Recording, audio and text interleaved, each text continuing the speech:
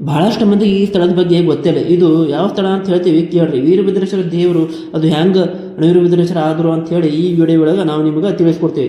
ನಾವು ಬಂದಿರುವಂಥ ಸ್ಥಳದ ಯಾವತ್ತು ಅಂತ ಹೇಳಿದ್ರೆ ನಮ್ಮ ಕಲಬುರಗಿ ಜಿಲ್ಲೆ ಒಳಗೆ ಇರುವಂಥ ಕೊರವಾರ ವೀರಭದ್ರೇಶ್ವರ ದೇವಸ್ಥಾನ ಅದಲ್ಲ, ಅದರ ಬಾಜು ಇರುವಂಥ ವೀರಭದ್ರೇಶ್ವರ ದೇವಸ್ಥಾನ ಕೆಲವೊಂದು ಪ್ರತಿಗಳು ಏನು ಹೇಳ್ತಾವ ಅಂತ ಹೇಳ್ತಾರೆ.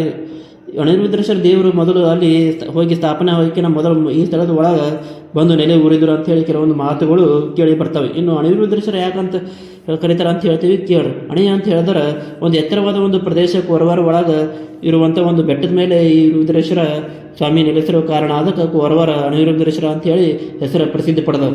ಬ್ರಹ್ಮಪೇಶ ದಂಪತಿ ಮಾಡೋ ಸಲುವಾಗಿ ಶಿವ ವೀರಭದ್ರೇಶ್ವರ ಸ್ವಾಮಿ ಅವತಾರ ಮತ್ತು ಪಾರ್ವತಿ ದೇವಿ ಕಾಳಿಕಾದೇವಿ ಅವತಾರ ಧರಿಸಿದ್ರು ಅಂತ ಹೇಳಿ ಹೇಳಲಾಗ್ತದೆ.